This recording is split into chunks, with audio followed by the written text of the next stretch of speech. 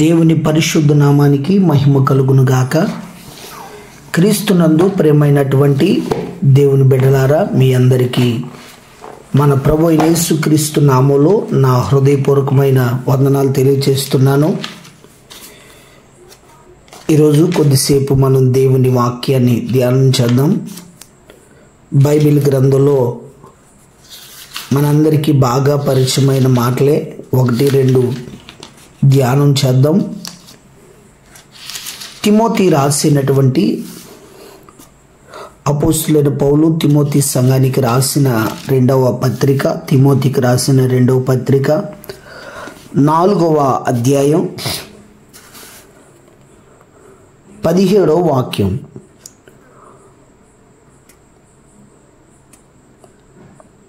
అయితే నా ద్వారా సువార్త పూర్ణంగా ప్రకటింపబడు నిమిత్తమును అన్ని జనులందరూ దాన్ని విను నిమిత్తమును ప్రభువు నా ప్రక్కన నిలిచి నన్ను బలపరచును గనుక నేను సింహపు నోటు నుండి తప్పించబడితిని.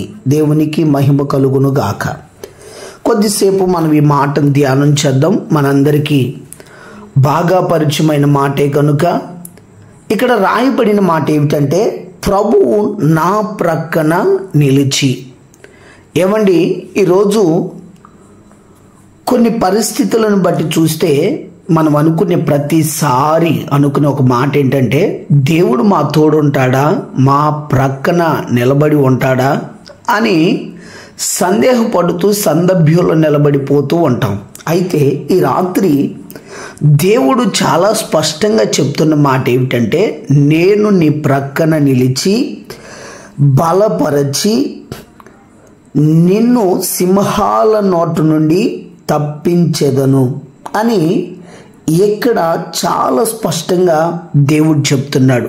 కనుక మన దేవుడు ఎవరు అంటే ప్రక్కన నిలబడగలిగిన వాడు. దేవునికే మహిమ కలుగును గాక. యేసు ప్రభు మన ప్రక్కన నిలబడితే ఏమండి, మనం అధైర్యపడవలసిన పని లేదు. యేసు ప్రభువే మన ప్రక్కన ఉంటే మనం కృంగిపోవలసిన పని లేదు. యేసు ప్రభువే మన ప్రక్కన ఉంటే మనం భయపడవలసిన పని లేదు. ఎందుకంటే మన దేవుడు మన ప్రక్కన నిలిచి ఉన్నాడు. ఆయన నిలిచి ఉంటే ఎన్నో అద్భుతాలు, ఎన్నో మహత్కార్యాలు జరుగుతాయి. నిజమే, దేవుడు ఒక వ్యక్తి ప్రక్కన నిలబడి ఏం చేస్తాడు అంటే, అక్కడ చెప్పగానే చెప్తున్న మాట, నేను నిన్ను బలపరుస్తాను. దేవునికి మహిమ కలుగును గాక. ఏమండి, మనందరికీ బాగా పరిచయమైన వ్యక్తి, ఆయన పేరు దానియేలు అండి.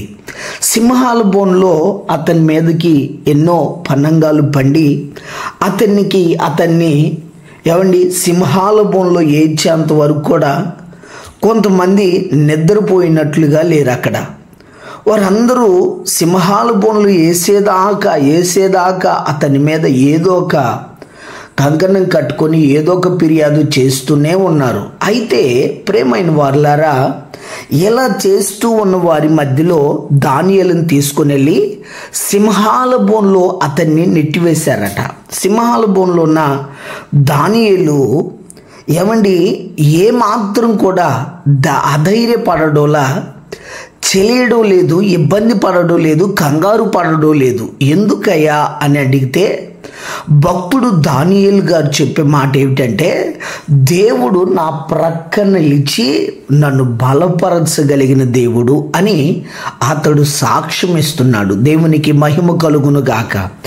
ఏమండి, ఒక సింహాల బోన్లో ఒక వ్యక్తి ధైర్యంగా ఉండి, ఏమండి నన్ను సింహం ఏమీ చేయదు అని అంత నిశ్చేతగా, అంత ఆరోగ్యకరంగా, అంత నెమ్మదిగా ఉండడానికి కారణం ఏమిటంటే, అతడు చెప్తున్న మాట, నా ప్రక్కన దేవుడున్నాడు కనుక, దేవుడు నా ప్రక్కనున్నాడు కనుక సింహాలు ఏమీ నన్ను చేయవు.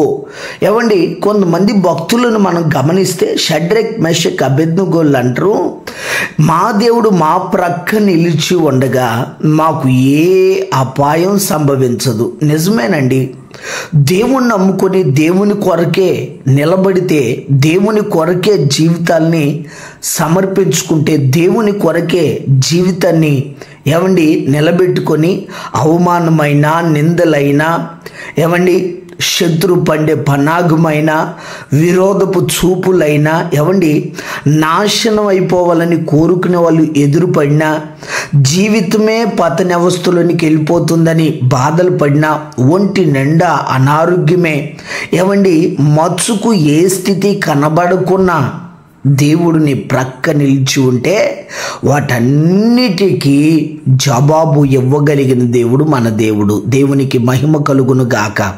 ఏమండి ఈరోజు మరి మన ప్రక్కన ఎవరున్నారు? మన ప్రక్క నిలిచి ఉన్న వ్యక్తి ఎవరు అంటే, నువ్వు అనుకుంటున్నావేమో బంధు బలగాన్ని చూసి, ఏమండి నానెవరు నా ప్రక్కన ఉన్నారు, నాకేమిట్లే, నాకేమవుద్దులే, నాకేంటి దిగులు, నాకేమిటి సమస్య, నాకేమిటి అని అనుకుంటున్నావేమో. నీ ప్రక్క నిలిచి నీ బంధువులైతే ఏదో ఒక నాట నీ చేయి విడిచిపెడతారు, నిన్నదో పాతాళానికి తొక్కుతారు. కానీ ఈ రాత్రి ఒక మాట చెప్పడానికి ఇష్టపడుతున్నా, మన దేవుడు మన ప్రక్క నిలిచి ఉంటే మనకి విరోధి అవ్వడండి. వాక్యం అంటుంది, నీకు విరోధంగా రూపించబడుతున్న ఏ ఆయుధము కూడా వర్ధిల్లదట. దేవునికి మహిమ కలుగును గాక. యేసయ్య మన ప్రక్కనుంటే మన పైన లెగుస్తున్న ప్రతి శత్రు పన్నాగాన్ని, ఏవండి విరోధమైన ప్రతి కాడిని దేవుడు విరిచివేయడానికి సమర్థుడై ఉన్న దేవుడు. దేవునికి మహిమ కలుగును గాక. దేవుడి మాటలు మన వినికిడిలో స్థిరపరచును గాక. ప్రార్థన. మహోన్నతుడా, మహాగణుడా, ప్రేమాస్వరూప్యమైన తండ్రి, మీ కొందనాలు నాయనా, మీరు ఈ ప్రక్క నిలవమని ఎవరైతే అయ్యా కోరుకుని ఉన్నారో వారి జీవితాల్లో, వారి జీవితం అంతటా మీరు వారి ప్రక్క నిలిచి వారి ద్వారా అద్భుతాలు జరిగించి నీ రాకడ కొరకు సిద్ధపరచుకోనండి. అయ్యా ఈ కార్యక్రమాన్ని వీక్షిస్తున్న ప్రతి బిడ్డను పేరు పేరున దీవించండి. ఇంకా అనేకులు ప్రోత్సహించబడటానికి మీ కృపను అనుగ్రహించి మహిమ పొందమని యేసు నామాన్ని అడుగుతున్నాము తండ్రి. ఆమేన్. ఆమేన్.